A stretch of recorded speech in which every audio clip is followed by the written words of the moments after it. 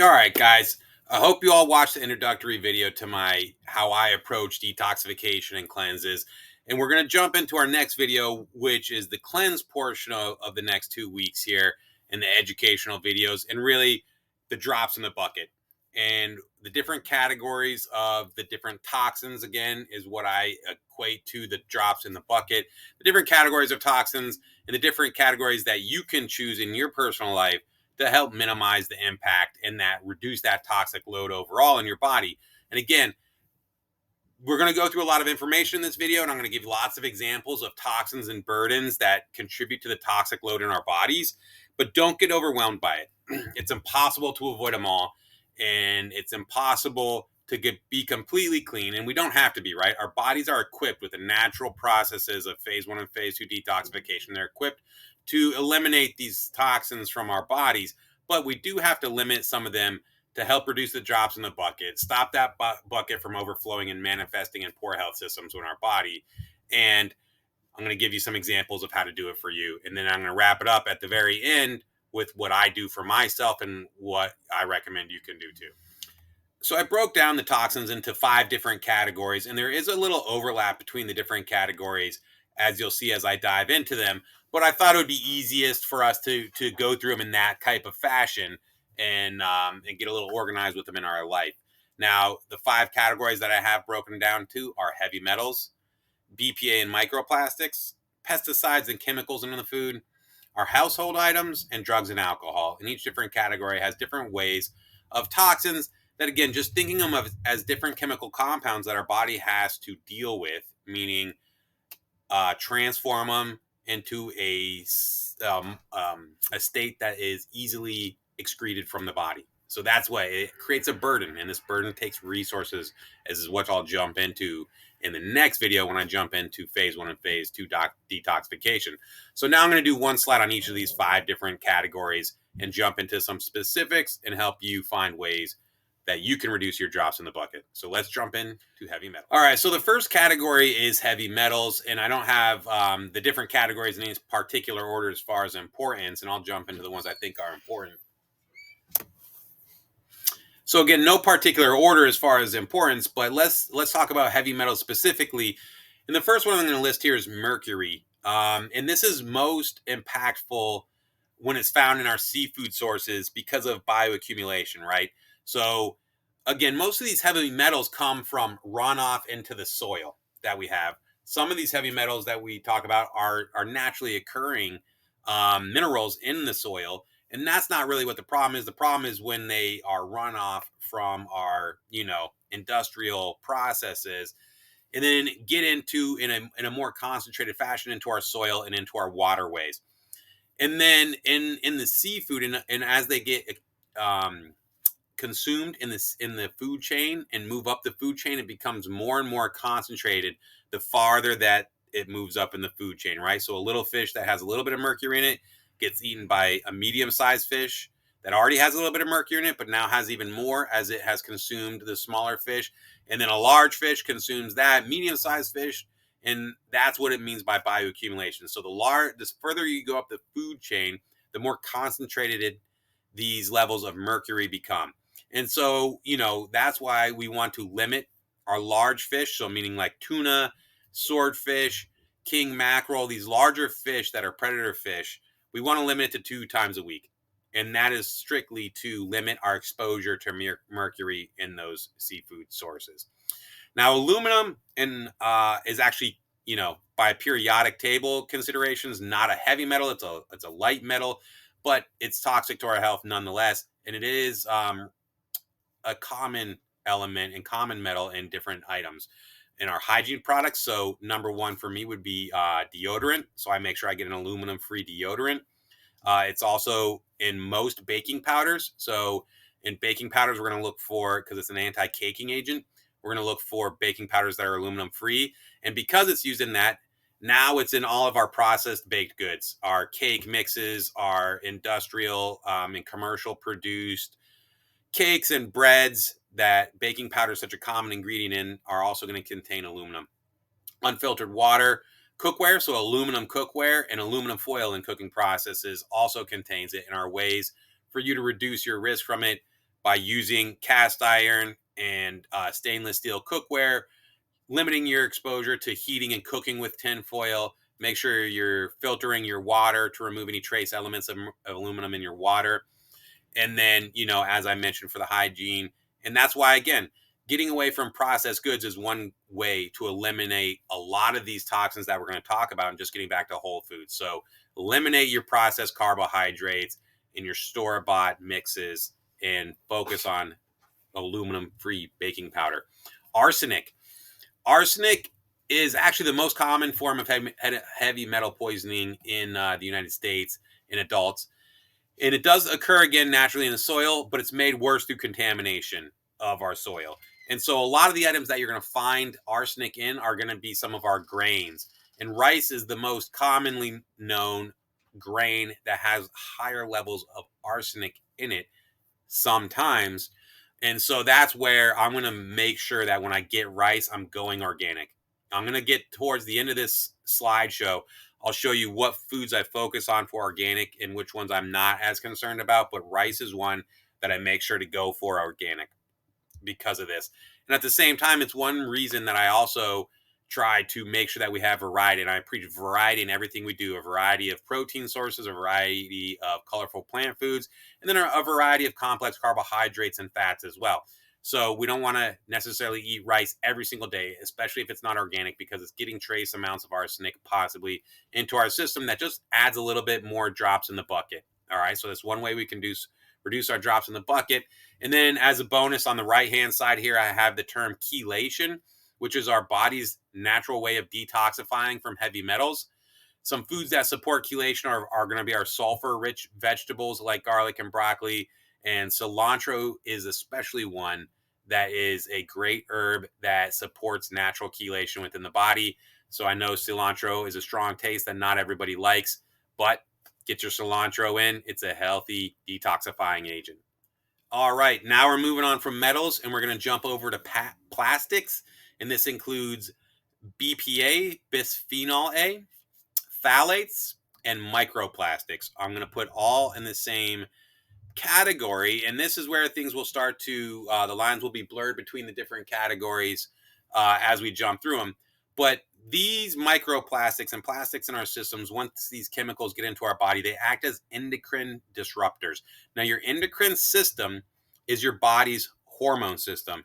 And recognize that the hormones that are in our body are much more than just testosterone and estrogen. Those are the two most well-known and most talked about in men and women, but you have many other hormones in the body, and hormones act as messenger molecules in the body, telling different organ systems how to behave, telling different glands when to secrete different enzymes and other neurotransmitters and other hormones.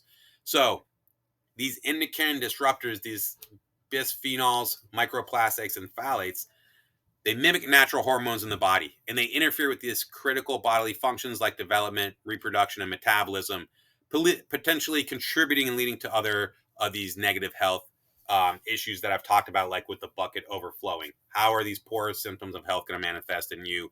Depends on your genetic makeup. And these microplastics in our body really disrupt the proper cell signaling pathways and disrupt proper ways for us to behave. And so that's how they can contribute to, let's say, low libido or heavy menstrual cycles or memory fog or stubborn weight loss or weight gain or, difficulty in our hunger signaling, and always feeling hungry and not being satiated. This is cell signaling pathways within our body that are getting hijacked and disrupted. And this is one way of it, right? I always want to make sure we take a step back and realize that the sky isn't falling, that these one singular things aren't causing cancer by themselves, but it's contributing. And it is, they're all contributing drops in the bucket that potentially lead to the overflow. So where are these products found? They're found in plastics, especially single serving plastics in our food containers, water bottles being the number one problem there. Can linings, like in our aluminum cans, canned beans, and canned food items. There are aluminum cans, which we talked about being a negative item in the previous slide. So one of the answers was coating the aluminum insides of cans with BPA. And so this has also been an issue now that we have the microplastics and the BPA in our system. So looking for canned foods that are BPA free liners, or learning how to soak beans overnight and cook them from scratch would be another way to go about it. So I do use canned foods um, fairly regularly at home. So it's one that isn't the biggest drop in the bucket for me, but it's something I try to be aware of. So check your labels. Check the labels on your canned goods. Check your labels. And even if it says BPA free, they're just replacing the BPA with a different bisphenol and a different microplastic. So I would be hesitant, and I would always stay away from single-use water bottles. And then phthalates are an interesting type of plastic that really contribute to elasticity within certain items. And so because of this, phthalates are used in a variety of different products, from actual plastics to cosmetics, meaning makeup, to flame retardants that are used in clothing and bedding and fabrics. So how do we avoid these? Avoid your single-use water bottles. I use a metal water bottle. Avoid heating anything in plastics, because once you heat it, it really contributes and increases the chances that these plastics are going to leach into the food and into what we're consuming and putting inside of our body. And, shoot for natural fabrics like wool and cotton when possible, and just be aware of it. Now, I thought about starting with this as my number one, category of toxins, because I think it's most relevant to what we're doing here today. It's most relevant to what I preach. And it's the biggest category of drops in the bucket that I focus on personally. And it's because we are putting these inside of our body on a regular basis, and which puts them at the most risk of being affected and really contributing to our toxic load that we're trying to reduce. So let's talk about them. Let's go through the list here. On the right-hand side, we have pesticides, which are used on our non-organic crops, as, trying to prevent critters and bugs from eating all of our produce. Hormones and antibiotics, which is going to be in commercial dairy products. Especially, it's one reason I really avoid commercial dairy. I don't eat a lot of milk and cheese. And when I do, I'm trying to eat fermented milk and cheese products, grass-fed, hormone and antibiotic free, or I go for something not like a cow's milk, like a sheep's milk cheese. I think and goat's milk cheese are fantastic, super flavorful cheeses that are quite often a cleaner cheese with less of these detrimental items and less toxins in them. But meat and dairy, because our commercial dairy cows they're not farmed, they're produced, and they're not living in the best circumstances. So they take extra antibiotics that to prevent disease from, occurring in these animals, and extra hormones they discovered help them grow faster. These are transferred just to us, just like the bioaccumulation and moving up the food chain that I was talking about with mercury and seafood. The same thing happens with the hormones and antibiotics that the cows are taking and that we're giving to the cows, and they get transferred to the food that we're eating. So this is why I really try to stay away from commercial dairy. The dyes, emulsifiers, and artificial sweeteners are three other categories that you're going to find in a ton of highly processed food. And you're going to find mixed results when you look up studies on, are these elements detrimental to our health or not. Now, one of the red food dyes was finally just banned by the USDA, and other of these food dyes are banned across Europe, and I believe they will be in the United States as well, as more research comes in. And I'm going to err on the side of safety when it comes to food dyes. And I do believe that they're detrimental to health. I do believe they are drops in the bucket. And so I try to avoid them and don't heavily eat highly processed food. Emulsifiers, they're going to show up on your label, on your food labels, as different types of gums. And what these do is they help make consistent and creamy products. You're going to find them a lot in like your nut milks, in your coconut milk and almond milk and rice milk, because they give a more naturally, what would be considered by us, a natural creamy consistency that doesn't split apart and separate. But these have shown to be disruptors to our microbiome, which then is detrimental to gut health, right? We're trying to focus on gut health and motility, and anything that disrupts our microbiome is going to be detrimental to that. Artificial sweeteners I also avoid. They've been shown to be neurotransmitter disruptors, again, which neurotransmitters are the other type of messenger molecule in our body. We had hormones as a messenger molecule, and then neurotransmitters are the other type of messenger molecule in our body that act as signaling pathways within our body, how to behave, how to think, how to feel. So anything that disrupts that natural process isn't good. And it leads to stubborn weight gain. It leads to hormone imbalance. It leads to memory fog. It leads to cravings, increased cravings, and difficulty controlling our hunger. So if we just back it up and simplify it, and we stick to one of my core fundamentals, which is focus on whole foods and avoid processed foods, a lot of these drops in the bucket get significantly reduced. And then if we focus on organic, grass-fed, free-range, and pasture-raised whenever we can, and I'll get to this more specifically in the last slide, that's going to be a bonus. And I'm going to do it through the Dirty Dozen Clean 15 as a guide when we're shopping organic, right? Sometimes this is more expensive. And so it's difficult to buy every single thing organic, every single thing grass-fed, free-range. Like it is expensive. There's no doubt. But it is a significant factor when it comes to health in the body, sustainable weight loss, and disease prevention. So it's one area I take a lot of attention to. So common household items are cookware that, like I said, aluminum cookware and Teflon, meaning the non-stick cookware, are two items that contribute to our toxic load. Teflon again is a chemical that they put on the pan to help it non-slip, and slowly over time you'll notice your Teflon pans, they're starting to flake, they're starting to chip away. Like that's those chemicals leaching off, and they're leaching off into our food, guys. So I do cook with some Teflon pans, that's for sure. But anytime they start to break down, I'm gonna get new Teflon pans. It's worth it. You can get them for 20-30 bucks. You get another pan. As soon as you start to see your Teflon break down, replace it. I also try to not always cook with Teflon. I'm going to cook with cast iron as much as possible at home. Again, I mentioned in our household items, our furniture, bedding, and clothes. Anything with these fire retardants and the phthalates, and they have, or polyester, right, is a plastic woven into the fabrics of our clothes and our bedding and our furniture to make them more durable, but also make them flame retardant as a safety precaution. But remember, these are the things that are closest on our body. They're on our body, our pillowcases, our face is in that. We're breathing it in all night. So it does add some drops in the bucket. Again, I don't expect everybody to run out and buy new furniture, you know what I'm saying? But just be aware of it and take a look at it the next time you're buying a pillow or a pillowcase or some clothes, and opt to try to go for something a little bit more natural here and there, especially when it's something you're putting your face on every single night. Cosmetics, like I said, they contain the phthalates, and they contain some of the heavy metals like aluminum in our deodorant. So just being aware of that part of it.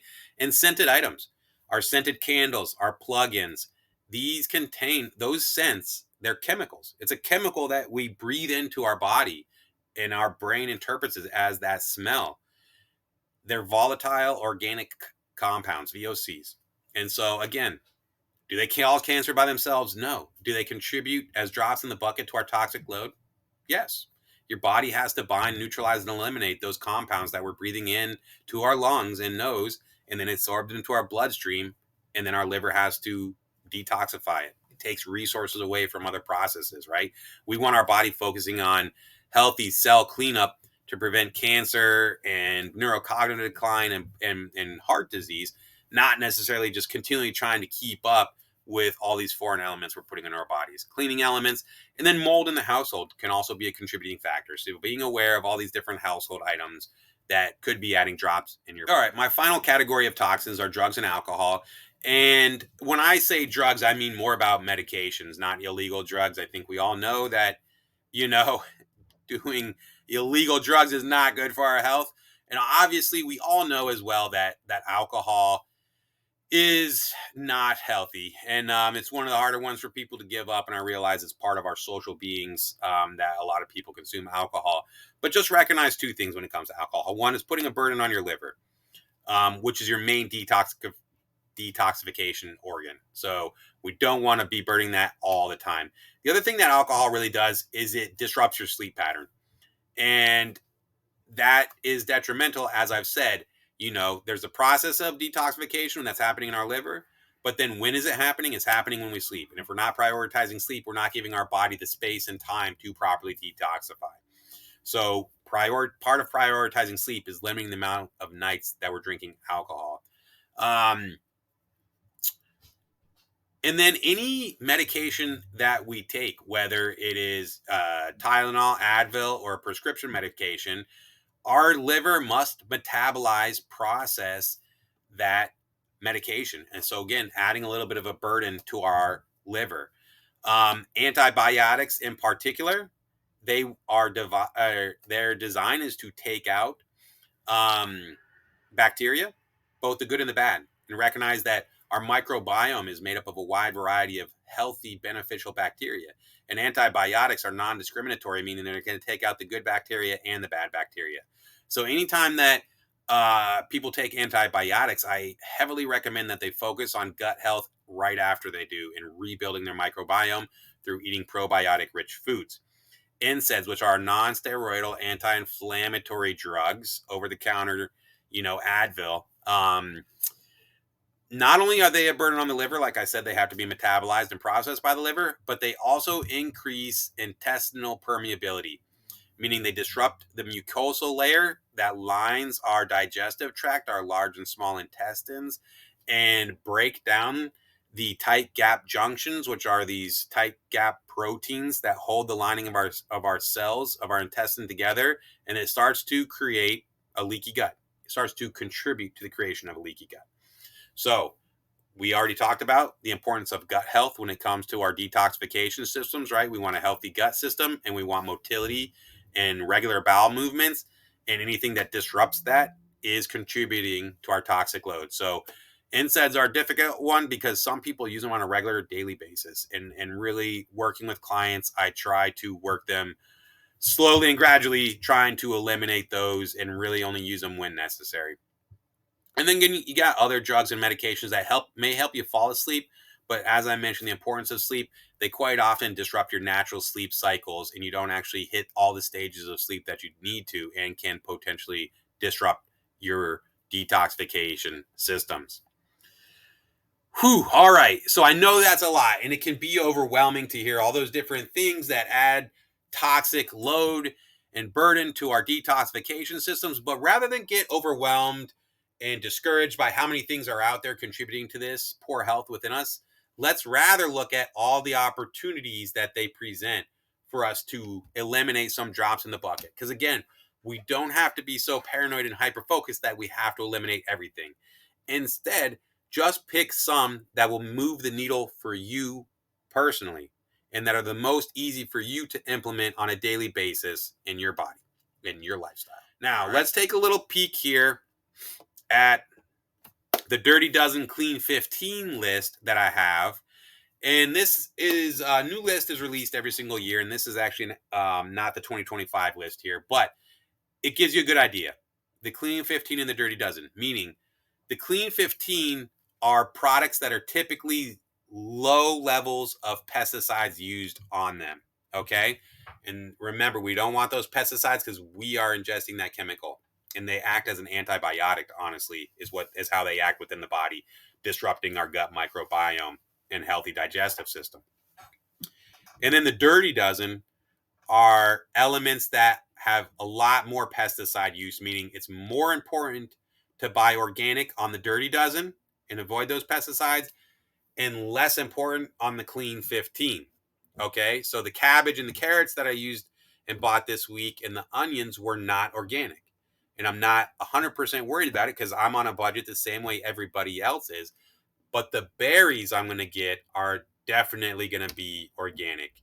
And so use the Clean 15 and the Dirty Dozen as a little bit of a guide on how to help you budget things in and what you're going to buy organic and what you're not going to buy organic. And then when it comes to your meats and how we're trying to decide, well, which one should I buy grass-fed and organic and hormone-free and which one shouldn't, my general rule is the higher the fat content in that item, the more important it is to buy clean versions, because a lot of these antibiotics and hormones are fat soluble, and the toxins are fat soluble, meaning they get stored in the fat cells as well. So if it's a higher fat content item, then it's more important. So let's say like ground beef, 80-20 ground beef is going to be more important to buy clean than a straight up piece of steak. Chicken thighs that are a little bit fattier are going to be more important to buy pasture raised organic than a chicken breast, which has very little fat on it. Eggs are going to be the most important because they're like 50% fat. Now, it's all good fat in an egg, and I think eggs are a superfood, but that is going to be one that I buy pasture raised every single time. And when it comes to eggs, recognize there's a difference between free range and pasture raised. Pasture raised is the top category, and that's the one I'm going to always go for. Free range is a very loose definition that doesn't mean a whole heck of a lot. And then you have your standard kind of eggs. So pasture raised specifically when it comes to eggs is what I'm looking for, and chickens in general. So let's take a look at the last slide. Now that everybody has watched this video, I want you to think about it, and really this is a focus for next week. I think by the time next week rolls around and you do your next shopping list, I want to hear from you guys. Which drops in the bucket are you going to pick? Give me a couple. Give me 3 or 4. And it doesn't have to be things that you're starting tomorrow, but it's like, okay, going forward, I'm raising my awareness of these particular drops in the bucket and things that I think I can move the needle to decrease my toxic load, you know? And so for me, what do? 1, limit processed foods. Focus on whole foods. You follow my menu planners, you're already doing that step. Organic produce when possible, again. And if you can get from a local farm, even better. That's the way we should be doing it. So the more we can move towards supporting local farmers and clean agriculture, sustainable agriculture, the better it is. Pasture raised eggs always, I said. Free range, organic, and grass fed meat when possible. Focusing on the higher fat content items first. I use a metal water bottle, hardly ever using single plastic water bottles. Try to be conscious of avoiding package plasticking or plastic packages and packaging whenever I can, right? Just trying to avoid exposure to plastics in general. Never heating plastic containers, right? If you got leftovers, I don't heat them in the plastic container. If I have frozen vegetables that are, steam in the bag, frozen vegetables, I always take them out of the bag and I heat them in a pan. The more you heat these plastics, the more susceptible they are to leach into your food. So never heat plastic, including the steam in bag vegetables that we get. I rarely use NSAIDs and antibiotics personally. I use very little medications. And then I try to be aware of the artificial scents. And in clothing and bedding is one thing I have not been diligent enough on. So that's my drop in the bucket that I'm going to focus on a little bit more going forward, is being aware of synthetic fabrics and trying to reduce my exposure to them going forward. So comment down below. Comment sometime over the next week what you're doing to reduce the drops in your bucket, guys. And happy cooking. I can't wait for our Q&A session. The next video that I'll do will be focused on how to support our body's detoxification systems, specific nutrients in the biochemical process that happen in phase 1, phase 2 liver detoxification. I love to geek out on that. It's mostly informational for you. Happy cooking, guys. Enjoy.